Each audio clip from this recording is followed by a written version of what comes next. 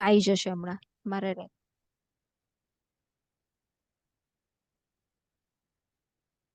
શરૂ કરે. ઓમ સહના ભવતુ સહનૌ ભુનક્તુ સહ વીર્યં કરવાવહૈ તેજસ્વિનાવધીતમસ્તુ મા વિદ્વિષાવહૈ. ઓમ શાંતિ શાંતિ શાંતિ.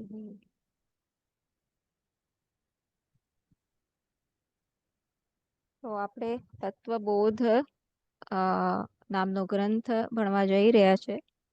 પણ એ પહેલા થોડુંક ફંડામેન્ટલ આપણે કેમ ભણી રહ્યા છે, હું હું કોણ છું, આ બધી થોડીક ચર્ચા જરાક જોઈ લઈએ તો તત્વબોધ ગ્રંથ આપણા માટે ઉપયોગી બને. તો સુકૃતિબેન કોણ છે? હું કોણ છું? સુકૃતિબેન કોણ છે? સિદ્ધાર્થમાં આપણને ખબર છે અત્યારે કે આપણે સાંભળ્યું છે એટલે એવું લાગે છે. અત્યારે થોડું થોડું રિયલાઇઝ થઈ રહ્યું છે, એટલે સાંભળ્યા પછી, પહેલા નથી ખબર. હા, પણ આપણે અત્યારે જ્યારે ચર્ચા કરીશું ત્યારે મને હું અત્યારે જેવી છું તેવું મને કેવું લાગે છે એ રીતના આપણે જોઈશું. તો હું કોણ છું એનું થોડુંક આપણે અન્વેષણ કરવા માંગીએ છીએ. અને હું કોણ છું અત્યારે હું મારી જાતને સુકૃતિબેન એટલે હું સ્ત્રી છું, હું ડોક્ટર છું, હું હોસ્પિટલમાં કામ કરું છું, હું બેન છું, હું દીકરી છું, આ બધા વેશ દ્વારા હું મારી જાતને જાણું છું. પણ ખરેખર હું કોણ છું? કે પછી હું નાનપણથી અત્યાર સુધીનો હું કેવી બદલાતી રહી છું, મારી ઈચ્છાઓ કેટલી બદલાતી રહી છે, હું કેવી જુદી જુદી પ્રવૃત્તિ કરું છું, અને તો ખરેખર હું કોણ છું? ઈચ્છાઓ બદલાતી જાય છે કાં તો પછી ઈચ્છાઓ પૂરી થાય છે, તેમ છતાંય શું મને કાયમનો આનંદ મળે છે? હું શેની ખોજમાં છું અને હું કોણ છું? આ ફંડામેન્ટલ ચર્ચા થી આપણે થોડીક એનાલિસિસ ચાલુ કરીએ છીએ. અને આ હું કોણ છું ને સમજવા આપણે આનંદનું અન્વેષણ, આનંદને આપણે એનાલિસિસ કરવું પડે. અને આપણી ઈચ્છાઓ, આ ઈચ્છાઓનું એનાલિસિસ કરવું પડે. આપણા જીવનમાં જે આનંદ છે, શાસ્ત્ર કે છે એમ નહીં, પણ આપણા જીવનમાં હું જે આનંદ નાનપણથી તે અત્યાર સુધી જે અનુભવું છું, અને મારી જે ઈચ્છાઓ છે નાનપણથી અત્યાર સુધી, એનું મારે અન્વેષણ કરવું પડે. તો બસ એ થોડુંક આપણે કરવાનો પ્રયત્ન કરીશું.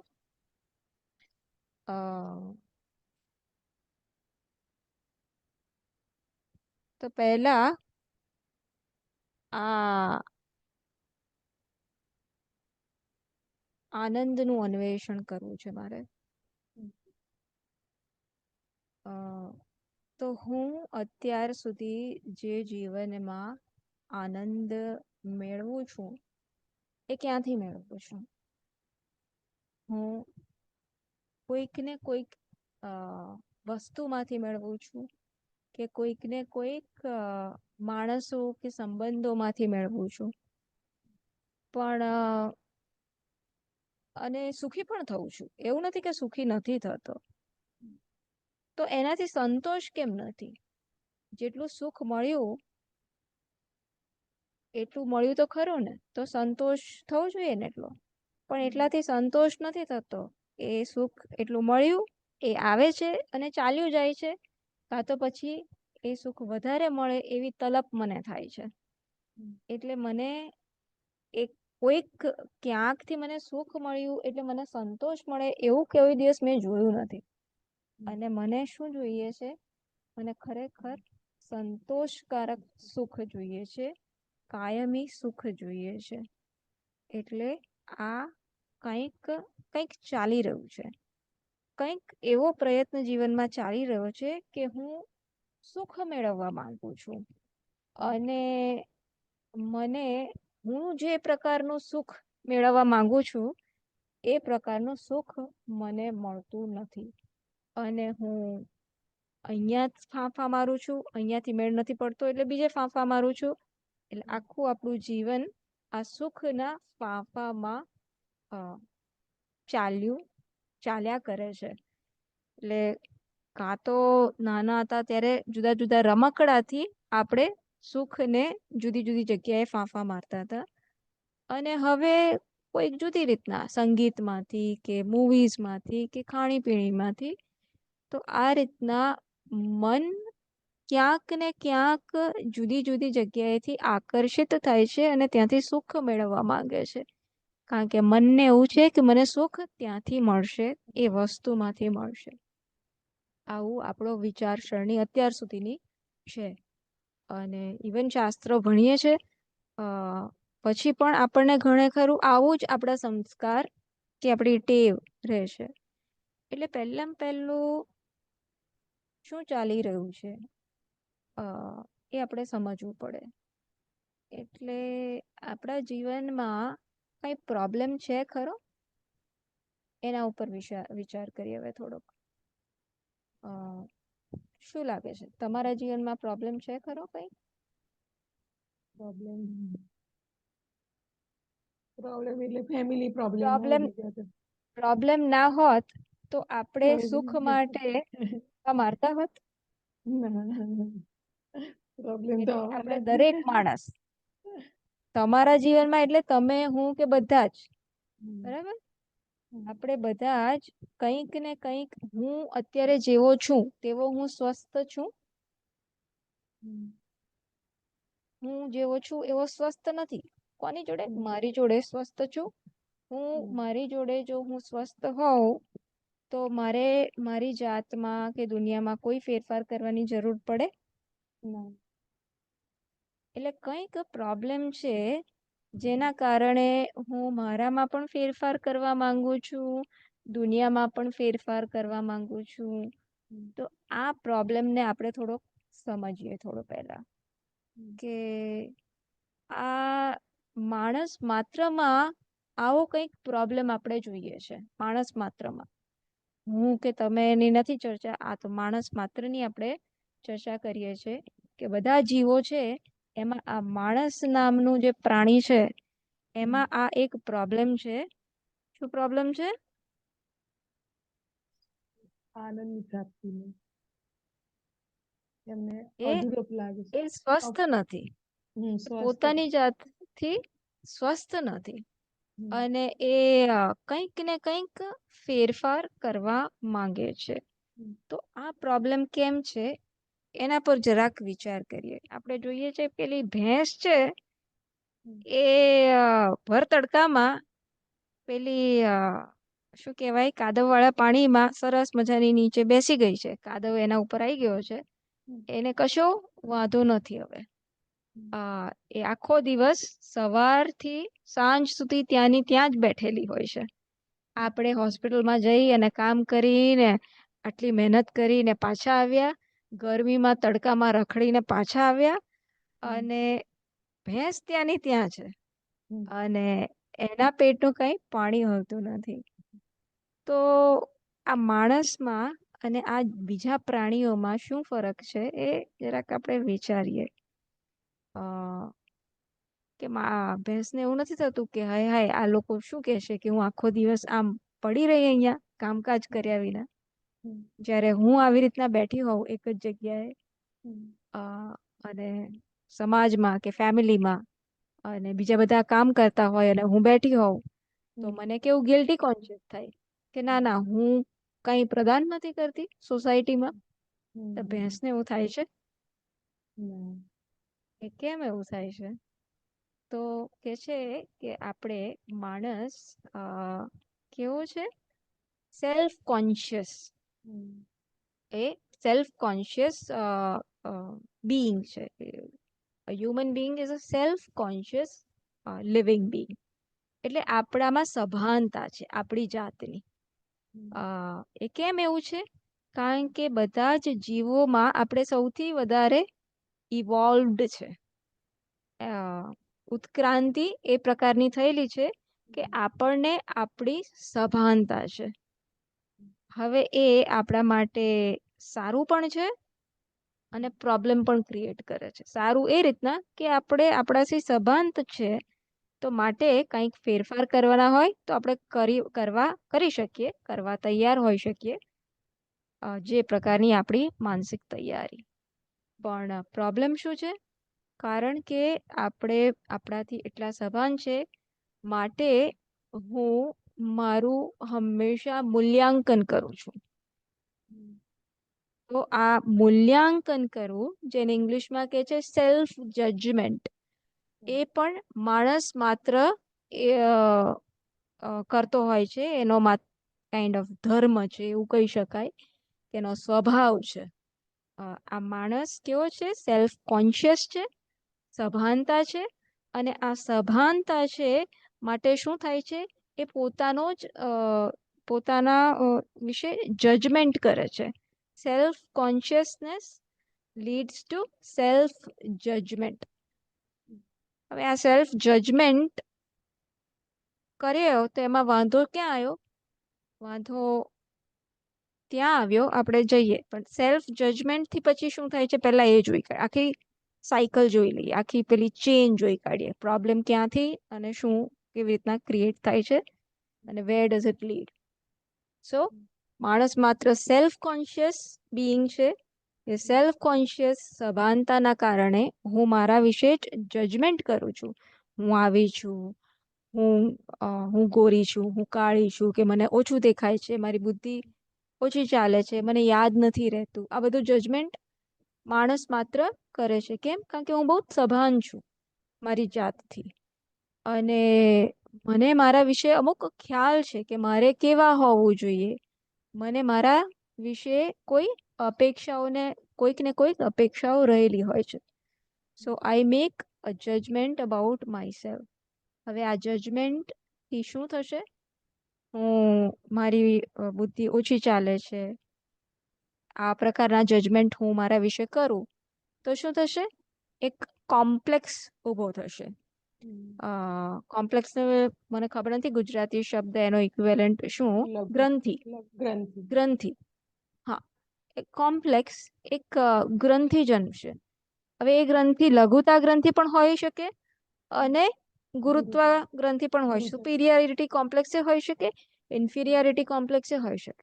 જો મને એવું થાય કે જો મારા જેવું તો કોઈને યાદ જ નથી રહેતું, મને બધું જ આવડે છે, આ પ્રકારની મારી માન્યતા હોય, આવી જજમેન્ટ હોય મારા વિશેની, તો સુપિરિયરિટી કોમ્પ્લેક્સ. અને મને યાદ જ નથી રહેતું કશું. જો ને આટલો સમય હું પાળવું છું અને છતાં કશું યાદ નથી રહેતું, તો લઘુતા ગ્રંથિ. So self consciousness leads to self judgement. હું મારા વિશેનો મારો નિર્ણય બાંધું છું, અને એ નિર્ણય શેમાં પરિણમે છે?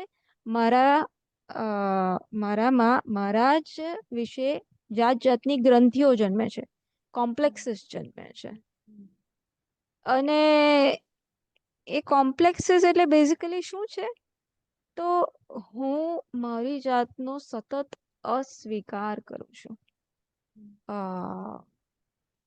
એટલે એ કોમ્પ્લેક્સીસ એક તો જન્મે છે અને હું એનાથી ખુશ નથી.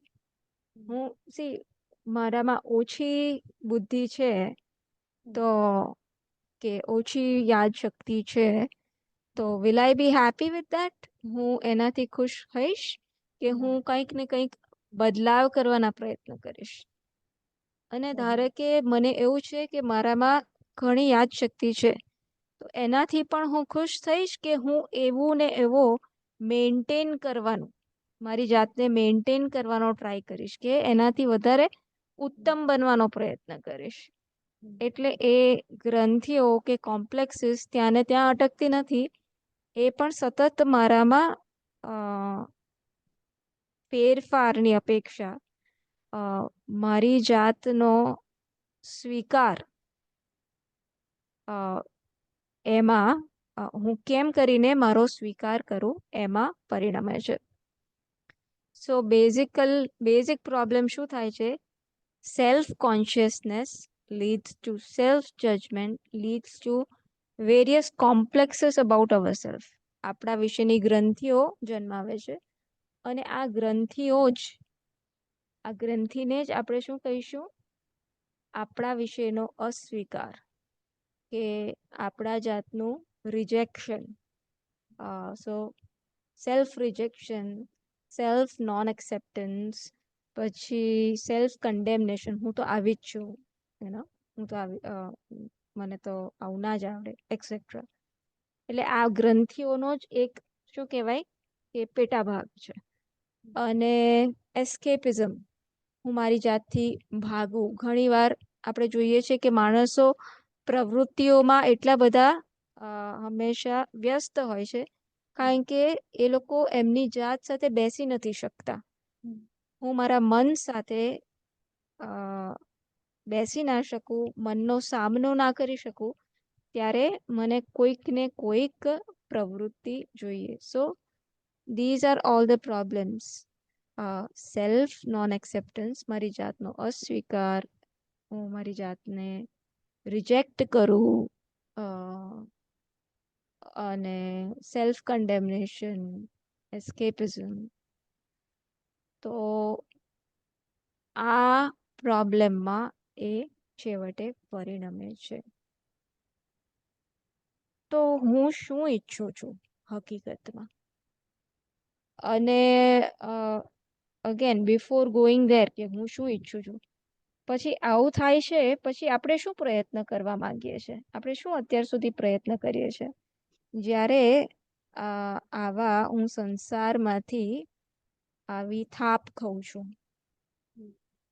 જુદી જુદી રીતના, તો મને એવું જ લાગે છે કે બહારનો સંસાર આનું કારણ છે. આ પરિસ્થિતિનું કારણ કાં તો પરિસ્થિતિ છે, કાં તો બહારનો સંસાર છે, કાં તો પછી હું પોતે છું. આ આ આ પ્રોબ્લેમ નો વાંક હું કાં તો બહારનો સંસાર છે, પરિસ્થિતિ છે, સંજોગો છે, વ્યક્તિઓ છે, અથવા તો કઈ નહીં તો હું મારા ઉપર ઢોળી લઉં છું. એટલે હવે આખું પછી હું શું કરવા માંગુ છું? હું સતત પરિસ્થિતિને બદલવા માંગુ છું. એ થાય છે કે નહીં? આપણે ઘણી વાર જોબ ચેન્જ કરતા જઈએ છે. કેમ? એકની એક જોબમાં કેમ પ્રોબ્લેમ થાય છે?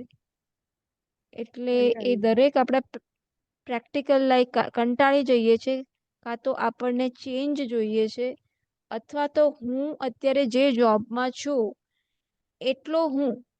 એટલો હું મને સ્વીકાર્ય નથી.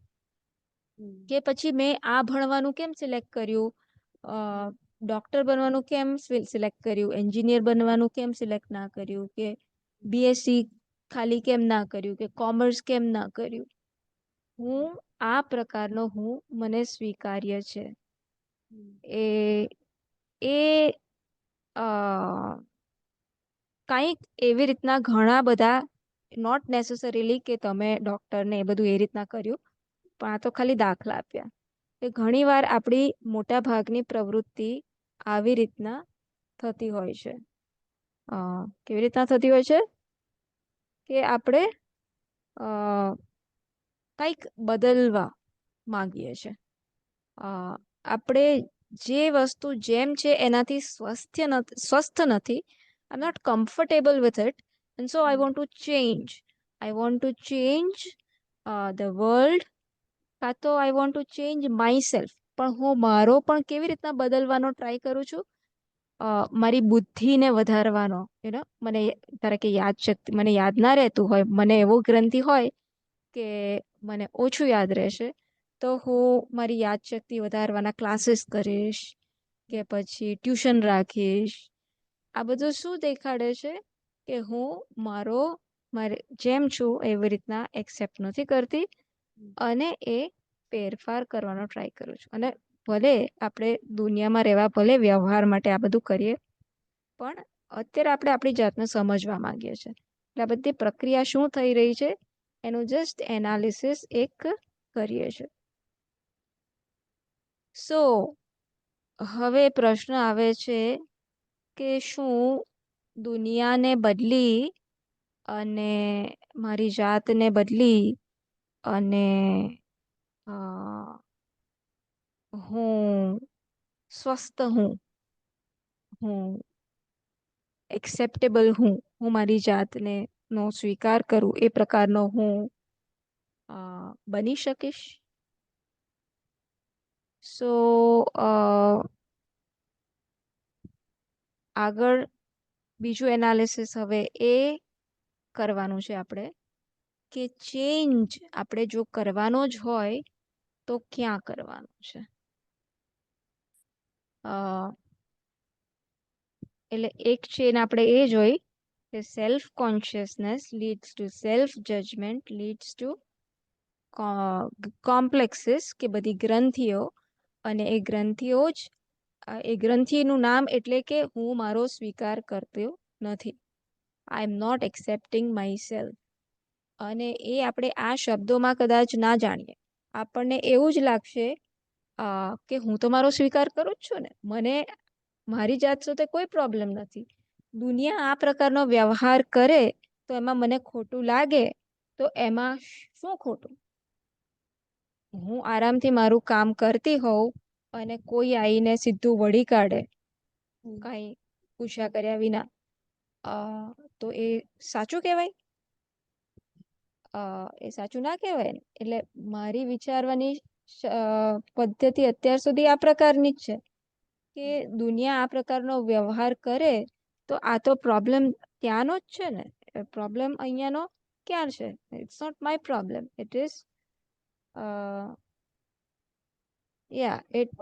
it is the problem is out there. એટલે હવે આપણે એ એનાલિસિસ કરવાનું છે કે is the problem out there? Problem સાચે બહાર છે? તો આપણે એટલા માટે જ ઘણા બધા મૂલ્યોનું અધ્યયન પહેલા કરી કાઢ્યું, અહિંસા, સત્ય, ક્ષમા. એટલે અહીં આ બધું પહેલા આપણે આ બધું તત્વબોધ જોઈએ, પહેલા આ બધો પ્રિન્સિપલ એકવાર જોઈ લઈશું કે તો ચેન્જ ક્યાં લાવવાનો છે. હું કામ કરું છું ને કોઈ મને વળી કાઢે છે બરાબરનું, અને હું તો મારી રીતના નિયમ પ્રમાણે કામ કરું છું, મેં કોઈને દુખી કર્યા નથી, કોઈ મને ગમે તેમ બોલે છે, હવે મને ખોટું લાગે છે, તો એમાં દુનિયાનો જ વાંક ને. દુનિયાનો વાંક, મારો વાંક. એટલે આ બધું આપણે જરાક જોવાનું છે, કારણ કે આ બધું નહીં જોઈએ તો તત્વબોધ ભણી જઈશું અને પછી પ્રશ્ન એ થશે કે આ બધું તો ભણ્યા પણ હજુ દુનિયા તો એવું ને એવું જ વર્તન કરે છે અને મને પણ ખોટું લાગે છે. એટલે આપણે આ શેના માટે ભણીએ છીએ અને આ ભણીને પછી આપણી શું અપેક્ષા છે કે દુનિયા આ પ્રકારનો વ્યવહાર કરવાનો બંધ કરી દેશે કે શું છે. એટલે એ બધું થોડુંક જોઈ લઈએ. તો ચેન્જ આપણે દુનિયાની પરિસ્થિતિઓમાં નથી લાવવાનું, અને ચેન્જ આપણે આપણા વેશમાં, આપણી ઉપાધિમાં, એટલે કે આપણા મનના સ્તર, આપણે બુદ્ધિમાં નથી લાવવાનો. એ પ્રકાર લાઈક આપણે બુદ્ધિથી મોટા થવાનું છે કે શરીરથી વધારે શણગાર કરીને મોટા થવાનું છે, આ પ્રકારનો ચેન્જ ની અપેક્ષા અધ્યાત્મ શાસ્ત્રમાં કે ક્ષેત્રમાં નથી. તો શું છે? where do we have to bring the change? We have to bring the change in ourselves. આપણે આપણામાં ચેન્જ લાવવાનો છે. હવે આપણામાં ચેન્જ એટલે શું, પહેલા એ જોઈ લઈએ. આપણામાં ચેન્જ એટલે પહેલા તો આપણા મનરૂપી અરીસામાં, આપણે બહુ પહેલા ચર્ચા કરતા હતા પણ ફરીથી જોઈ લઈશું કે આપણે મનમાં ફેરફાર આપણે કરવાનો છે. જે ચેન્જ કરવાનો છે પહેલામાં પહેલો મનમાં ચેન્જ કરવાનો છે, મનનું નિર્માણ કરવાનું છે, જેથી કરીને આપણે આ જે ચેન્જની અપેક્ષા છે ને, બહારના સંજોગોમાં ચેન્જની અપેક્ષા કે મારામાં ચેન્જની અપેક્ષા, મારી બુદ્ધિના સ્તરે જે ચેન્જની અપેક્ષા, આ બંને માંથી આપણે અત્યારે આપણે પરતંત્ર છે એના ઉપર, તો એમાંથી આપણે ધીરે ધીરે એની અપેક્ષા છૂટતી જાય, એના માટે આપણે આપણા મનનું સારી રીતના નિર્માણ કરવાનું છે. આ સારી રીતના આપણે મૂલ્યોનું સિંચન કરવાનું છે. સત્ય, અહિંસા, ક્ષમા સતત આપણા વ્યવહાર દરમિયાન આપણે દાખવવાનું છે. અને તો આપણું વ્યક્તિત્વ એક સ્ટ્રોંગ પર્સનાલિટી બનશે કે જે પરિસ્થિતિઓથી હાલી નહીં જાય, અને આપણે પણ આમ આપણો નિશ્ચય અડગ રહેશે આપણે જે કંઈ પણ કરતા હોઈશું એમાં. અને તો આ તત્વનું જે ચિંતન કરવાનું છે એના ઉપર આપણું મન ફોકસ થઈ શકશે, એકાગ્ર થઈ શકશે. નહીં તો આપણું મન પેલા બધા સંસારમાં એટલું બધું રચ્યું પચ્યું હશે કે એટલું બધું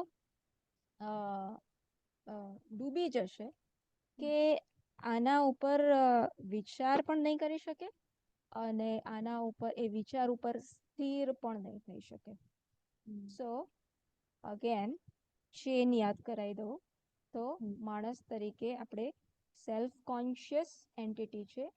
સેલ્ફ કોન્શિયસ છે માટે સેલ્ફ જજમેન્ટ થાય છે સતત, અને સેલ્ફ જજમેન્ટ થાય છે માટે હું મારી જાત માટે જાત જાતની ગ્રંથિઓ સેવું છું, જેને આપણે કોમ્પ્લેક્સ કહીએ છીએ.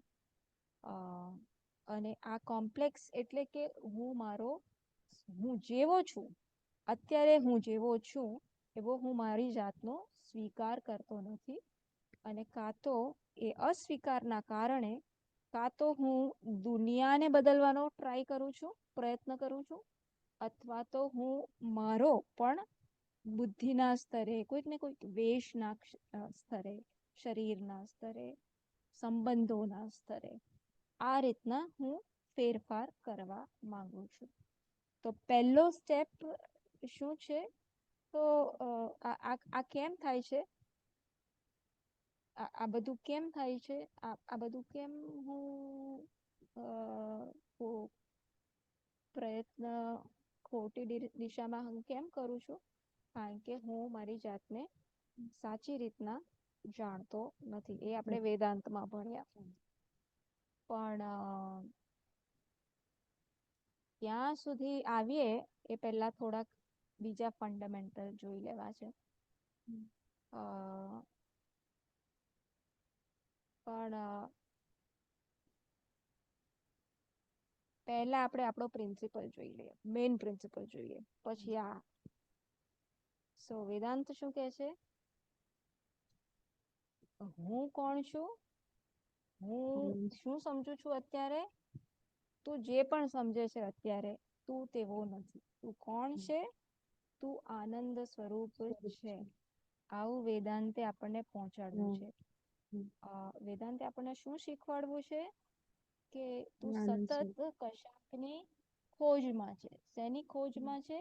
તું સતત તારું જીવન વધારવાનું ટ્રાય કરે છે. તું સતત તારા આનંદને વધારવાનું ટ્રાય કરે છે. તું સતત કંઈક નું કંઈક જાણવાનું, એટલે કે તને બધું જ જણાય અને તું કશાયથી અજાણ ના હોય એટલું એવું તું પ્રયત્ન કરે છે. તો વેદાંત કહે છે આ જે તું ખોળે છે એ હકીકતમાં એ તું જ છે. એ તારો સ્વભાવ છે. એ તારો ગુણ પણ નથી, એ તારો સ્વભાવ છે. આ વેદાંત પહોંચાડવા માંગે છે. વેદાંત એ પહોંચાડવા માંગે છે, એટલે કે શાસ્ત્રો એ પહોંચાડવા માંગે છે કે તું આનંદનું સ્ત્રોત છે. જેમ ગંગાનું સ્ત્રોત ગંગોત્રી છે, એમ એ ગંગોત્રીમાંથી એ વહેણ એનું આવે છે, એમ આ સુખ રૂપી ગંગાનું સ્ત્રોત ક્યાં છે? બહારની દુનિયા નહીં, એ તો હું છું. હું એટલે કે દરેક આપણે એ સુખ સ્વરૂપ એનું સ્ત્રોત છે. અને વેદાંત એ પહોંચાડવા માંગે છે કે એવું નથી કે આ સુખનું સ્ત્રોત સુકૃતિબેનમાં અલગ હોય ને પ્રાચીબેનમાં અલગ હોય. એક જ સુખનું સ્ત્રોત છે, જેને આપણે અત્યારે ભિન્ન ભિન્ન રૂપે અનેક વ્યક્તિઓ તરીકે, અનેક જીવો તરીકે જાણીએ છીએ કે એવો ખોટો ખ્યાલ સેવે છે. એટલે વેદાંત શું કરે છે? આપણામાં અમુક ખ્યાલ છે, એ ખ્યાલોને એ આપણી પાસે ચકાસાવડાવશે. It will correct our wrong understanding, અને આપણને કહેશે કે ના, એ રોંગ અન્ડરસ્ટેન્ડિંગ જશે એટલે પેલો દીવાની જેમ હું જેવો છું, સ્વપ્રકાશ હું, એ પ્રકાશિત થશે. અને વેદાંત કહેશે જો આ જે સ્વપ્રકાશિત તું છે એ તારું વાસ્તવિક સ્વરૂપ છે. અહીંયા આપણે પહોંચવા માંગીએ છીએ, પણ પ્રશ્ન થાય કે તમે બહુ મોટી મોટી વાત કરો છો કે તમે આનંદનું સ્ત્રોત છો, અને પણ આખી જીવન મેં તો આનંદ બહારથી જ મેળવ્યો છે, અને તમે બારોબાર રાતોરાત એમ કહો છો કે આનંદ તારું સ્વરૂપ છે. તો ભાઈ આપણે સમજાવવું પડે ને એમને એમ કે ક્યાંથી આટલું બધું, કેમનું? એટલે પછી આપણે આ પ્રોબ્લેમ પહેલા સમજવો પડે, સીધું સોલ્યુશન ના કહેવું પડે. પહેલા પ્રોબ્લેમ શું છે એ કહીએ, અને પછી લાગે કે હા, આ જે કહે છે ને એ હકીકતમાં પ્રોબ્લેમ છે, અને એ પ્રોબ્લેમ મારો પણ છે. એટલે કે મારી લાઈફમાં પણ એ પ્રોબ્લેમ છે, આ જ પ્રોબ્લેમ છે.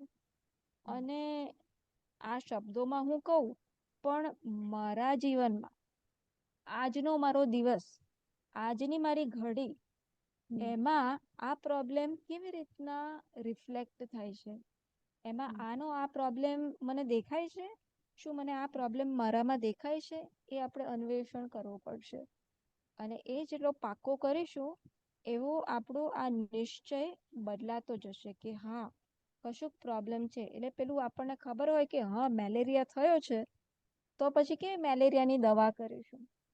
તો પ્રોબ્લેમ એકવાર નક્કી બરાબરનો થાય પછી જ આપણે એ પ્રોબ્લેમ ઉપર બરાબરનું કામ કરીશું. નહીં તો શું થશે?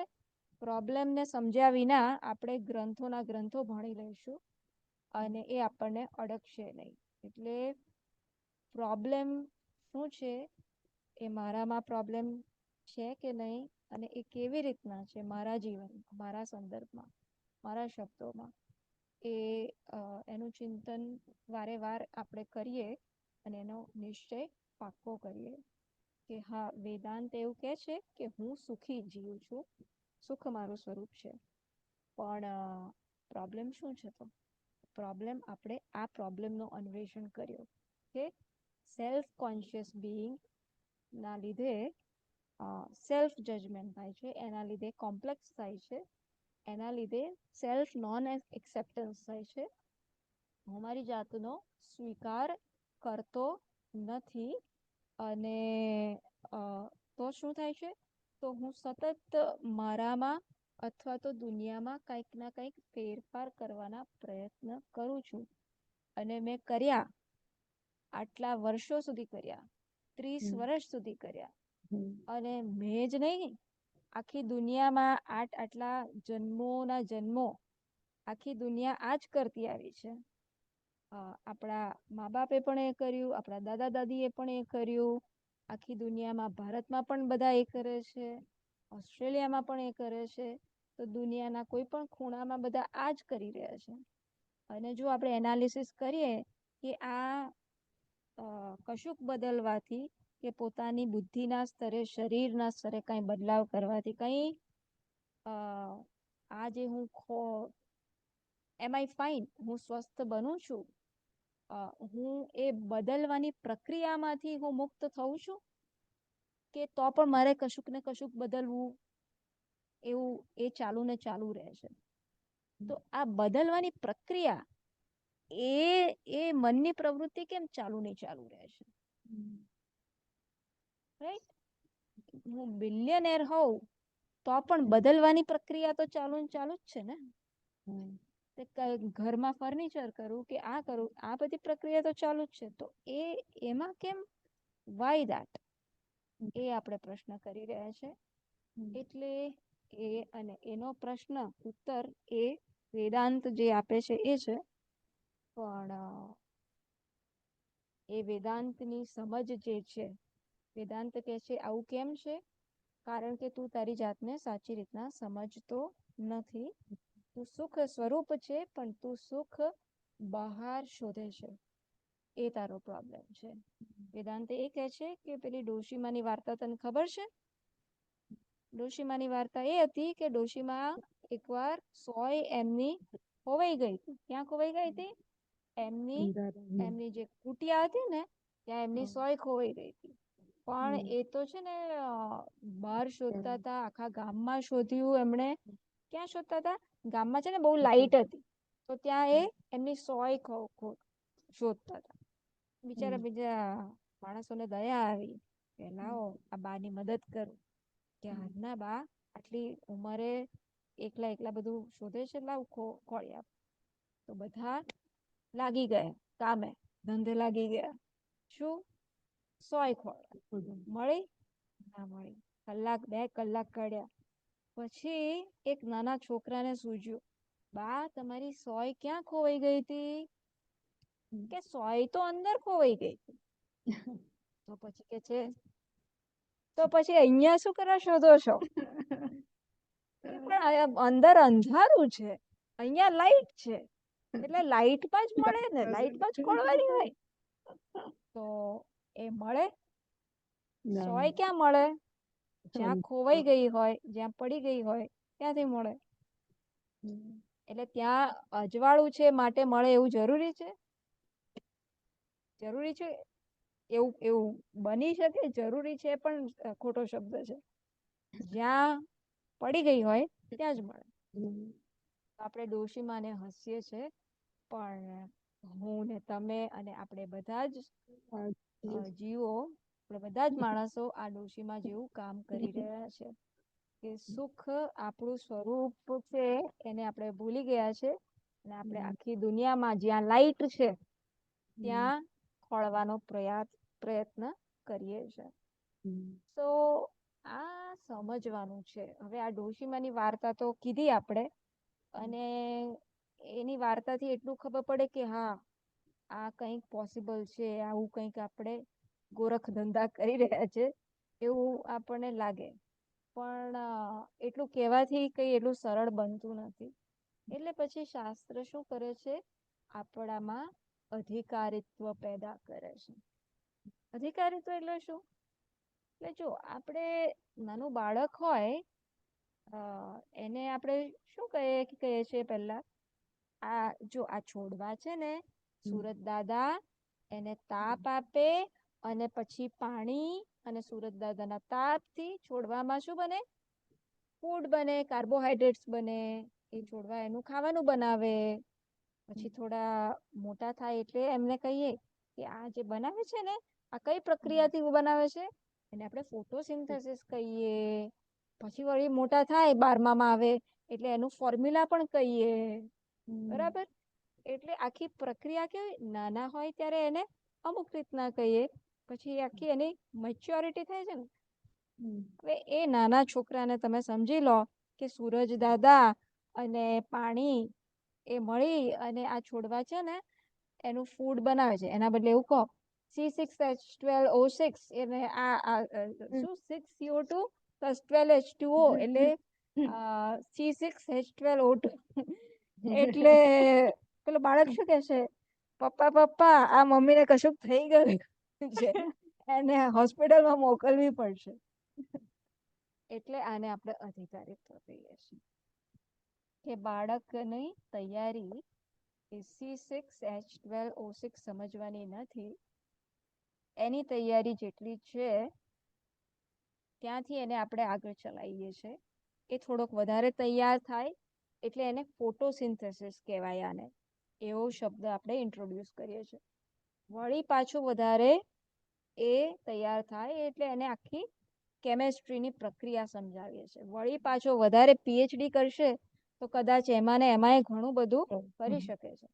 તો કેવું એક તબક્કામાં તૈયારી એની એ ઘડાતી રહેશે. તો એ પ્રકારે આપણે આ શાસ્ત્રમાં પણ આપણી તૈયારી માંગી લે છે, અને એ તૈયારી એ આપણે આ તત્વબોધમાં સાધન ચતુષ્ટય સંપત્તિ એ પ્રકારે જોઈશું, પણ ભગવદ્ ગીતાના સંદર્ભમાં પણ જોઈશું. પણ અત્યારે મુખ્યત્વે થોડીક વાત કરી લઈએ તો આપણા જે મૂલ્યો છે, જે આપણે ભૂતકાળમાં યમ અને નિયમ તરીકે જોઈ ગયા, તો આ સત્યનું પાલન કરવાનું, અહિંસાનું પાલન કરવાનું, ક્ષમા, આ જે બધા મૂલ્યો છે એ મૂલ્યોના પાલનથી આપણું વ્યવહાર શુદ્ધ બનશે. અને આ જે સત્ય આપણને શાસ્ત્ર પહોંચાડવા માંગે છે કે તું આનંદ સ્વરૂપ છે, એ સ્વીકારવા હું વધારે મારું વ્યક્તિત્વ અનુકૂળ બનશે. અને એ આ પ્રયોજન છે કે શાસ્ત્ર હવે મને એવું કહે છે કે તું અત્યાર સુધી શું તે પ્રયત્ન કર્યો, તે દુનિયાને બદલવાનો પ્રયત્ન કર્યો, તે તારી જાતને પણ તારા બુદ્ધિના સ્તરે કે વ્યક્તિત્વના સ્તરે બદલાવ કરવાનો પ્રયત્ન કર્યો. હવે તું કંઈક અલગ પ્રકારનો બદલાવ કર.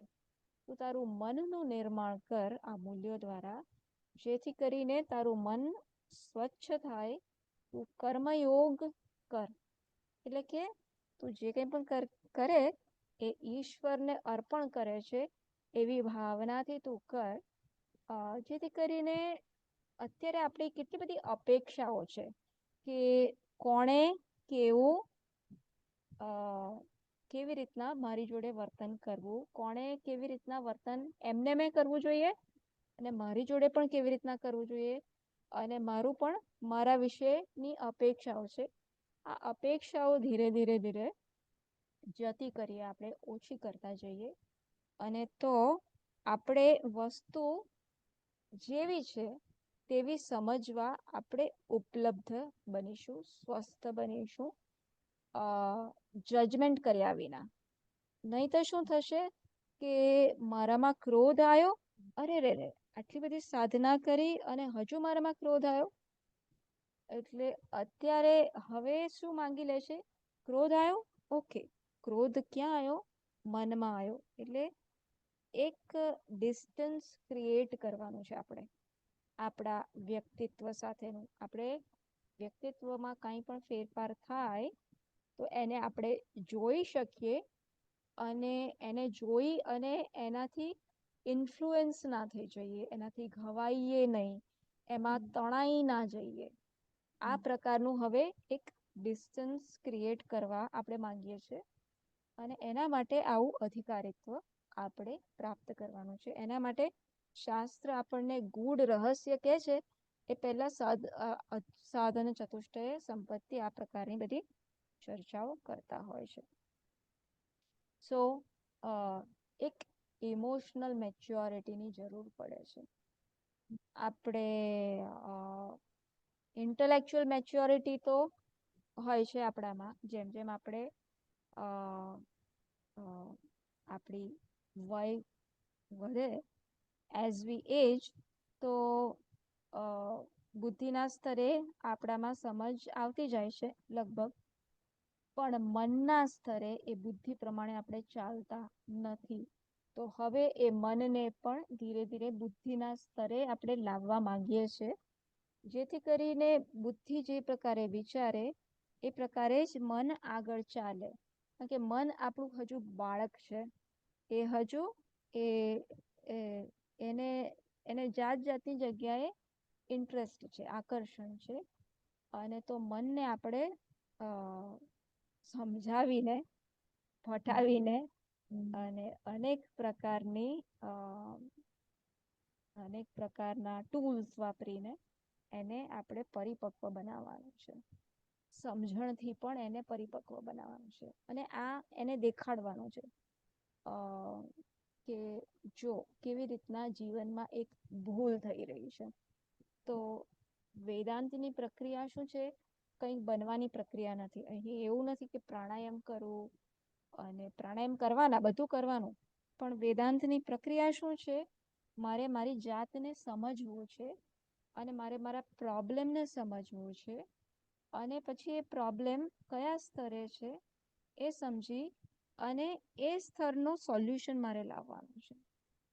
અને એ આખો સોલ્યુશન કયા સ્તરે છે આપણે જોઈશું, પણ એ કોગ્નેટિવ છે, બુદ્ધિના સ્તરનો છે. એટલે બુદ્ધિના સ્તરનો એટલે કે નિશ્ચયના સ્તરનો છે. એટલે કે હું અત્યારે માણસ છું એ મારો નિશ્ચય છે ને. હું ભલે કહું અત્યારે કે હું સચ્ચિત આનંદ, પણ આ પતી જશે લેક્ચર પછી શું કહીશ? હું માણસ છું, મારે સુવાનું છે, માણસ જેવા વ્યવહાર કરીશ ને. એટલે અત્યારે કેવો મારો પાક્કો નિશ્ચય છે કે હું સ્ત્રી છું, હું 40 વર્ષની છું કે જેટલું હોય, તો એ નિશ્ચય ને આપણે બદલવાનો છે કે હું સચ્ચિત આનંદ છું. આટલો વેદાંત શું કરાવડાવે છે? આ નિશ્ચયનો ફેરફાર કરાવડાવે છે, જેને ઇંગ્લિશમાં કોગ્નેટિવ ચેન્જ કહે છે. પ્રાણાયામ કરીશું એટલે જ્ઞાન થઈ જશે એવું નથી. પ્રાણાયામ આપણને સાધનામાં અનુકૂળતા કરી આપશે, અંતઃકરણ શુદ્ધ કરવામાં મદદ કરી આપશે, મનને સ્વચ્છ કરવામાં મદદરૂપ થશે. પણ એ અંતિમ ઉપાય નથી. અંતિમ ઉપાય શું છે? આપણી જાતને સાચી જાણવામાં અંતિમ ઉપાય છે. પણ આ બધું હજુ વધારે આપણે જોવાનું છે, કારણ કે એમાં આપણે બહુ ડીપમાં નથી ગયા. પણ પહેલો તો ચેન્જ બહાર નથી કરવાનો, ચેન્જ મારે મારામાં કરવાનો છે.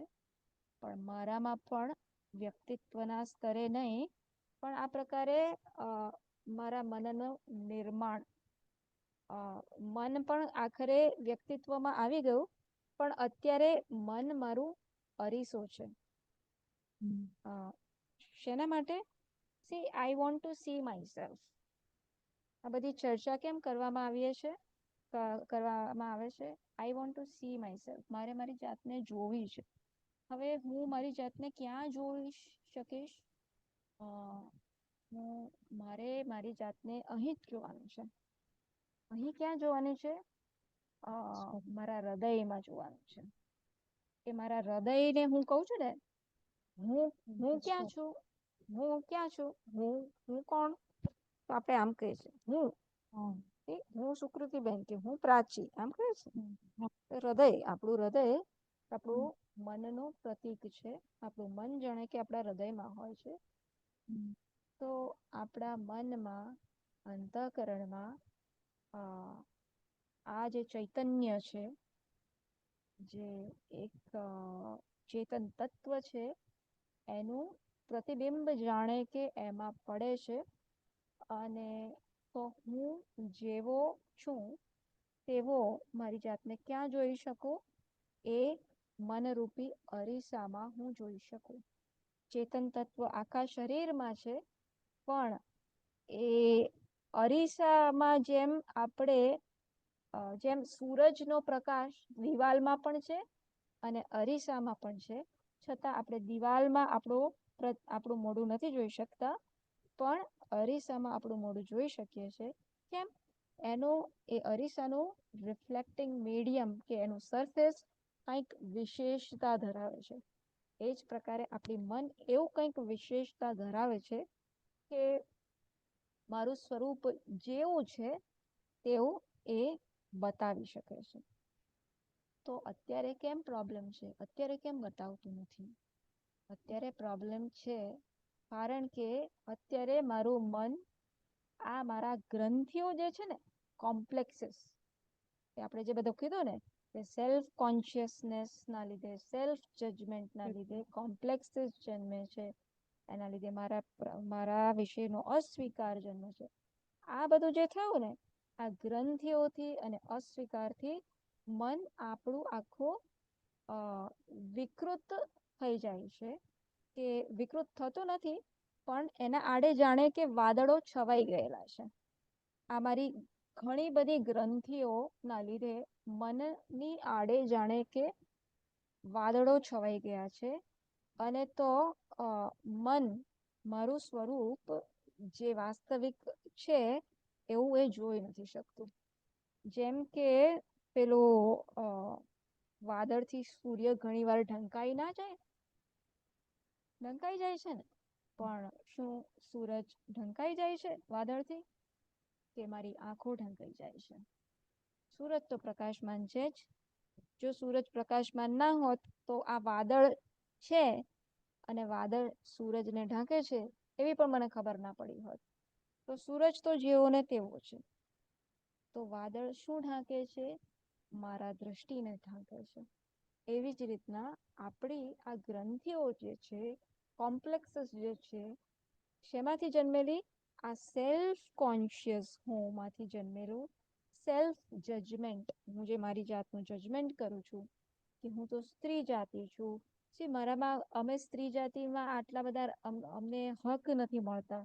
આ બધી જે કમ્પ્લેન્સ હું કરું છું કે સ્ત્રીઓનું બહુ શોષણ થાય છે, મારું બહુ શોષણ થાય છે, કે સ્ત્રી જાતિનું બહુ શોષણ થાય છે, આ ગ્રંથિઓના કારણે મારું મન મારી જાતને ચૈતન્ય એવા હું, સુખ સ્વરૂપ હું, મેં સરખી રીતના એ જાણી નથી શકતું.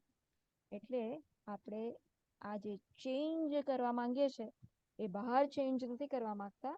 આપણે આ મનનું નિર્માણ કરવા માંગીએ છીએ, જેથી કરીને આ જે કોમ્પ્લેક્સીસ જે છે, ગ્રંથિઓ છે, એ ધીરે ધીરે ઓછી થાય અને હું થોડો ઓબ્જેક્ટિવ બનતો જાઉં. હું થોડોક ઓબ્જેક્ટિવનો શું શબ્દ છે?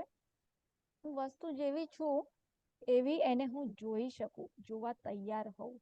મારામાં પણ કશુંક, મારામાં એટલે કે મારી બુદ્ધિ છે એમાં પણ, કે મનમાં પણ કંઈક એવું મને દોષ જણાયો તો એનાથી ઘવાયા વગર એને ઓબ્જેક્ટિવલી, કે એને હું જોઉં કે ભાઈ શું થયું એક્ઝેક્ટલી, આ વિચાર કેમ આવ્યો, કે આવું ખોટું કેમ થયું, એને હું સોલ્યુશન લાવી શકું છું.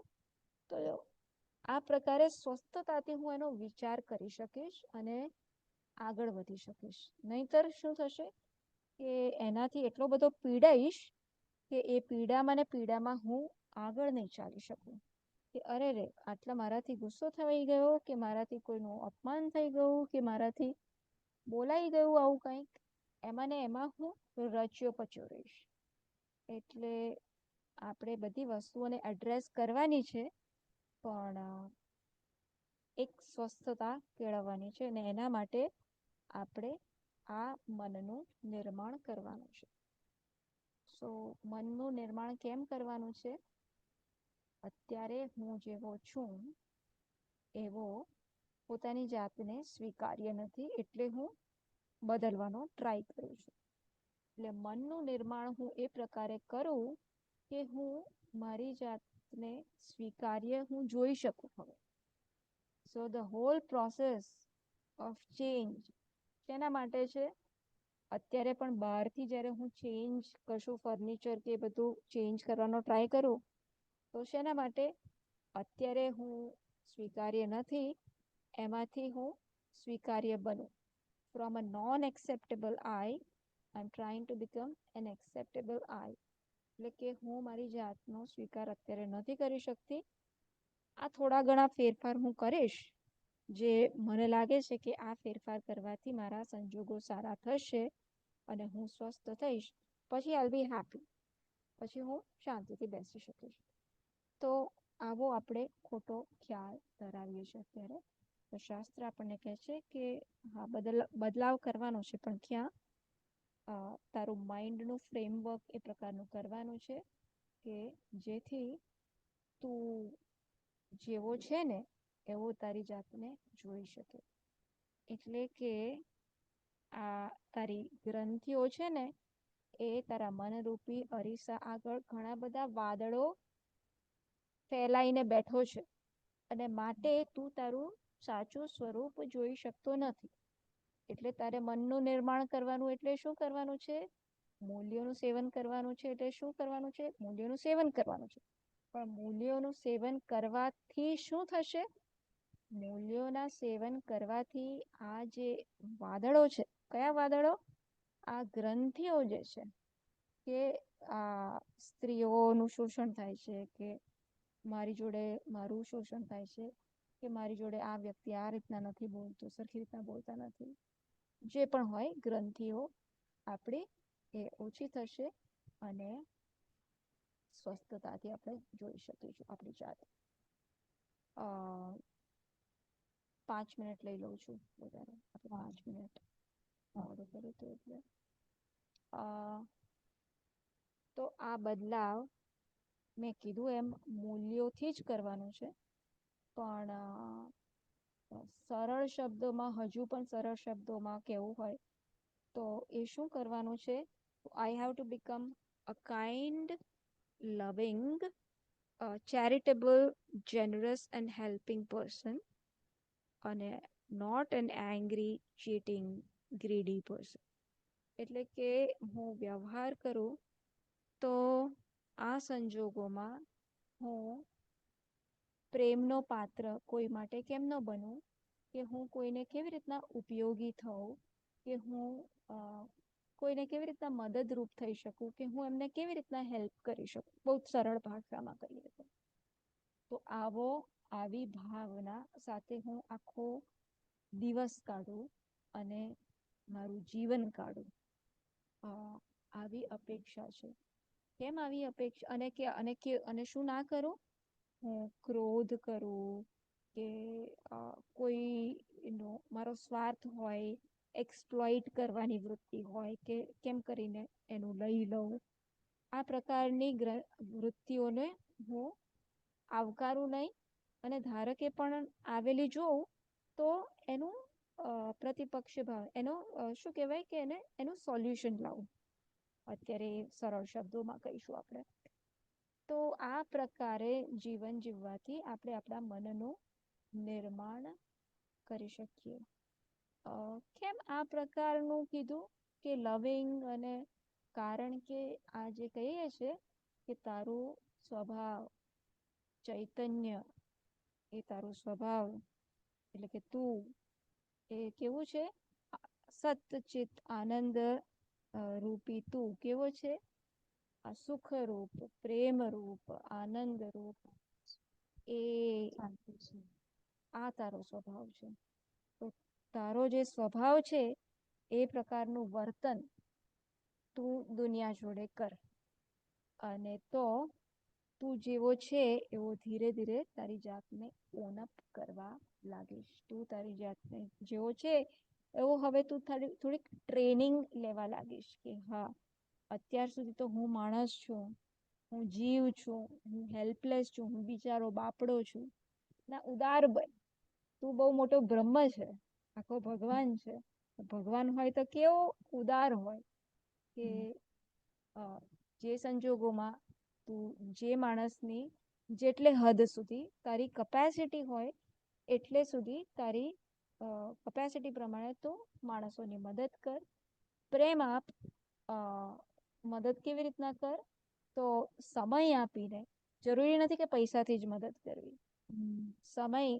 સમય આપીને, એમને થોડાક પ્રેમના વચનો કહીને, કશુંક કામ કરી આપીને, કશુંક એમને ફોનની એપ્લિકેશન આવડતી ના હોય તો એ શીખવાડીને, નાની નાની વસ્તુ, આપણે કંઈ બહુ મોટું નથી કરવાનું, હોસ્પિટલો બાંધવાની અપેક્ષા નથી, પણ નાની વસ્તુ. પાણીનો ટેપ આપણે જોઈએ છે, પાણી જતું રહે છે તો બંધ કરીએ, આટલી નાની વસ્તુ. એવું નથી કે જીવિત વસ્તુમાં જ જે પણ હોય, જીવિત, નિર્જીવ, પણ આ પ્રકારનું આપણો પ્રેમ, આપણી કાળજી, આપણા આજુબાજુ જે પણ તત્વો છે, જીવિત, જીવંત અને નિર્જીવ, એ બધાને કોન્સ્ટન્ટલી મળતું રહે. અને એ રીતના આપણે એમના માટે નથી કરતા, આપણે આપણા માટે કરીએ છીએ. આવું કરીશું તો આપણો ગ્રોથ થશે. ઇનફેક્ટ આવું કરીશું એ કરવા માત્રથી જ આપણને સંતોષ મળશે. એ એક્ટિવિટીથી આપણને સંતોષ અને સુખ મળશે. એટલે તો આ આપણે કરવાનું છે. આ પ્રકારનો ચેન્જ આપણે લાવવાનો છે. હજુ થોડી ફંડામેન્ટલ્સ આવતા વખતે જોવાનું છે. તો કાલે આ પ્રોબ્લેમને સહેજ